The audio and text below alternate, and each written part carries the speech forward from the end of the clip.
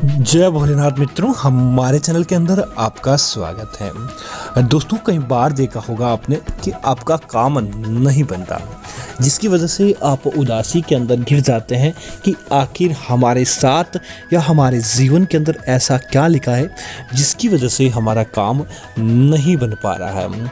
और दोस्तों, अगर आप जीवन के अंदर दर दर की ठोकरें खा रहे हैं, लाख प्रयत्न करने के बाद भी आपका काम नहीं बन रहा है, तो दोस्तों आज हम आपको बताने वाले हैं बस दो चीज़ों के बारे में। एक चीज़ को आपको अपने सीने के ऊपर लगाना है और दूसरा दोस्तों आपको आपके पेट की जो नाभि है, नाभि के ऊपर लगाकर सामने वाले व्यक्ति की तरफ चले जाइए। निश्चित तौर पर दोस्तों आपका काम संपन्न हो जाता है। दोस्तों, देवों के देव महादेव है। महादेव ने अगर आपको आशीर्वाद दे दिया तो दोस्तों पहाड़ जितना धन भी आपको प्राप्त हो जाएगा। और दोस्तों, अगर महादेव का क्रोध आपने देख लिया तो आपके पहाड़ जितना धन भी गड्ढे के अंदर बदल जाता है, आप कंगाल हो जाते हैं। इसीलिए सदैव अपने ऊपर महादेव की कृपा बनाए रखें और महादेव को कभी भी आप नाराज नहीं करें।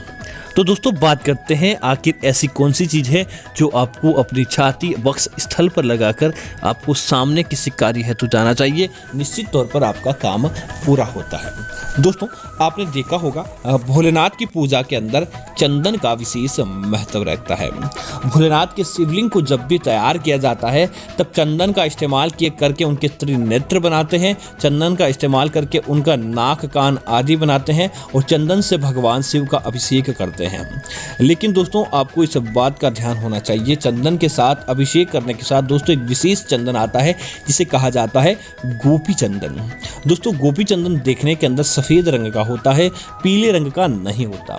जब आप दक्षिण भारत के शिव मंदिरों का रुख करेंगे तो दक्षिण भारत के अंदर जो भी शिव मंदिर हैं, चाहे मद्रास के मंदिर हो, चाहे कर्नाटका के मंदिर हो, चाहे आंध्र प्रदेश के मंदिर हो, वहाँ पर भगवान भोलेनाथ की पूजा के अंदर और शिवलिंग का इस्तेमाल करने के अंदर गोपी चंदन अर्थात इस सफ़ेद चंदन का इस्तेमाल किया जाता है, जिससे निश्चित तौर पर दोस्तों एक ऐसी एनर्जी का जागरण होना है जिसकी आप कल्पना नहीं कर सकते।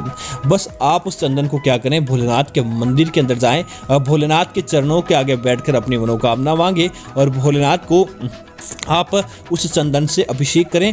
भोलेनाथ को उस चंदन का जल के अंदर मिलाकर आप अभिषेक करें या भोलेनाथ के शिवलिंग पर आप उसका तिलक लगाएं और उसके बाद तुरंत दोस्तों उस शिवलिंग को आपको अपने वक्षस्थल, अपने सीने पर आपको उस चंदन का तिलक लगाकर आपका जो भी कार्य पूर्ति करना चाहते हैं उस कार्य हेतु आप चले जाएं। दोस्तों, आप देखते रह जाएंगे कैसे सामने वाला व्यक्ति आपके कदमों के अंदर होगा। जो आप चाहते थे वह सारा काम बनेगा, समाज के अंदर आपका मान सम्मान होगा और जो कोई सामने वाला व्यक्ति होगा वह आपके वशीकृत हो जाएगा। इसी तरह दोस्तों, नाभि के अंदर दोस्तों एक प्रकार से देखा जाए तो आकर्षित करने का एक केंद्र पाया जाता है। अगर कोई व्यक्ति हमारी नाभि को देखता है तो दोस्तों वह व्यक्ति आधा तो ऐसे ही हमारे वश के अंदर हो जाता है। इसीलिए दोस्तों, अगर आप चाहते हैं कि आपका कार्य बने तो दोस्तों रविवार हो, सोमवार हो या किसी भी दिन हो, आप सुबह उठने के बाद स्नान आदि करने के बाद दोस्तों अगर आपके ऊपर भगवान शनिदेव की या हनुमान जी की विशेष कृपा है तो हल्का सा अपनी तर्जनी अंगुली ले और तर्जनी अंगुली को आप चमेली का तेल या सरसों के तेल के अंदर हल्का सा डुबा दें और उसे आप अपने नाभि पर लगाकर हनुमान जी और भगवान शनिदेव को याद करने के बाद अपने कार्य हेतु चले जाएं। दोस्तों, आप देखेंगे कि जिस कार्य हेतु आप जाते हैं वह कार्य निश्चित तौर पर आपका पूरा हो जाता है। नाभि पर दोस्तों इतनी ज़्यादा उसकी गजब की आकर्षण की शक्ति होती है कि जो काम आप किसी व्यक्ति को बोलते हैं वह काम सत्य प्रतीत होता है। किसी व्यक्ति को कोई भी बात बोलते हैं वह उस सामने वाले व्यक्ति को सत्य प्रतीत लगती है और साथ ही साथ सामने वाला आपके कदमों की तरफ आकर्षित होने लगता है।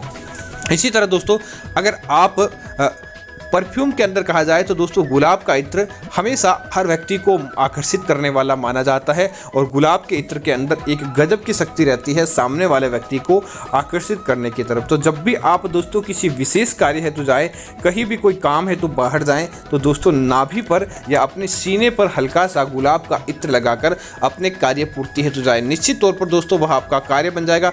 जैसे ही सामने वाले व्यक्ति को उस गुलाब की महक प्रतीत होगी, सामने वाला व्यक्ति ही आपकी तरफ खींचा चला आएगा। वह बिना हिचक, बिना किसी प्रकार का सवाल किए आपके कदमों की तरफ आकर्षित हो जाता है। तो दोस्तों, मैं उम्मीद करता हूं कि जानकारी आपको अच्छी लगी होगी।